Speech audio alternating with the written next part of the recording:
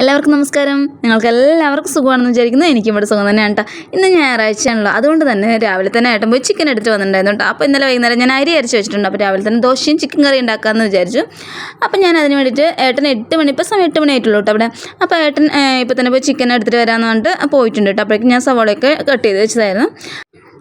അപ്പോൾ ഏട്ടൻ വന്ന ഉടനെ തന്നെ ഞാൻ വഴറ്റി തരാൻ എന്നിട്ട് സവാളയൊക്കെ ഒന്ന് വഴറ്റാനായിട്ട് സഹായിച്ചു കേട്ടോ. അപ്പോൾ അതിന് ശേഷം നന്നായിട്ടൊന്ന് വാടി വന്നിട്ടുണ്ട്. അപ്പോൾ ഇതിലോട്ട് ഞാൻ ചിക്കൻ ഇട്ട് കൊടുക്കണം. ചിക്കൻ ഇട്ട് കൊടുത്തതിന് ശേഷം പിന്നെ ഏട്ടൻ്റെ നേട് പോലും ഞാൻ അവിടെ കണ്ടിട്ടില്ല കേട്ടോ. ഇപ്പോൾ വരാമെന്ന് പറഞ്ഞിട്ട് ഒരൊറ്റ പോക്കായിരുന്നു കേട്ടോ. പിന്നെ ലാസ്റ്റ് കറി ആയതിന് ശേഷമാണ് ഏട്ടൻ ഇവിടെ എത്തിയത് കേട്ടോ. അപ്പോൾ ഇനി നമുക്ക് നല്ലൊരു ദോശ ഉണ്ടാക്കി തുടങ്ങിയാലെന്ന് വെച്ചാൽ ഞാൻ പാനൊക്കെ അടുപ്പിലോട്ട് വെച്ചിട്ടുണ്ട്. അപ്പോൾ അത് നമ്മുടെ പാൻ നന്നായി ചൂടായിട്ടുണ്ട് കേട്ടോ. അപ്പോൾ അതിലേക്ക് ഞാൻ കുറച്ച് നല്ലെണ്ണയാണ് കേട്ടോ തേച്ച് കൊടുക്കുന്നത്. അപ്പോൾ അതൊക്കെ ഓരോരുത്തർ ഇഷ്ടമാണ് കേട്ടോ. നല്ലെണ്ണ തേക്കണം. അതല്ല ചിലവരാണെങ്കിൽ നെയ്യൊക്കെ തേച്ച് കൊടുക്കാറുണ്ട് കേട്ടോ. അപ്പോൾ അത് ഞാൻ നല്ലെണ്ണയാണ് തേച്ച് കൊടുത്തിരിക്കുന്നത്. അതിലേക്ക് നമ്മുടെ ദോശമാവ് ഒഴിച്ച് കൊടുക്കുകയാണ് ഞാൻ.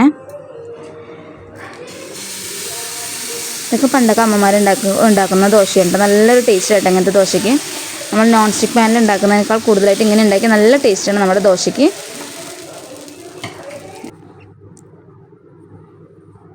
നല്ലൊരു മണം കൂടിയാണ് നമ്മൾ ഈ ഒരു ദോശ കഴിക്കുമ്പോൾ കേട്ടോ. അപ്പോൾ നമ്മുടെ ദോശയുടെ ഒരു വശം ആയിട്ടുണ്ട്. അപ്പോൾ നമുക്കിതൊന്ന് മറിച്ചിട്ട് കൊടുക്കാം.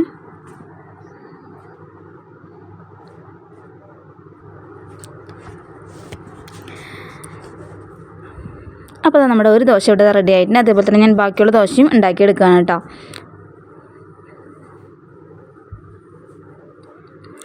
അപ്പോൾ ഞാൻ രാവിലെ തന്നെ ചിക്കനും അതേപോലെ തന്നെ ദോശയുണ്ട് കഴിക്കാൻ പോകുന്നത്. അപ്പോൾ ഞാൻ മാത്രമല്ല, ഞാനും മണിക്കൂട്ടിന് മോളിട്ട് എല്ലാവരും ഇങ്ങനെ തന്നെ കഴിച്ചത്. പക്ഷേ ഏട്ടന് മാത്രം ചിക്കനൊന്നും രാവിലെ തന്നെ നോണൊന്നും വേണ്ടെന്ന് പറഞ്ഞിട്ട് ഞാൻ കുറച്ച് ചട്നി ഉണ്ടാക്കിയിട്ടുണ്ടായിരുന്നു കേട്ടോ. ചട്നി കൂട്ടിയിട്ടാണ് ഏട്ടൻ ഇവിടെ കഴിക്കുന്നത് കേട്ടോ.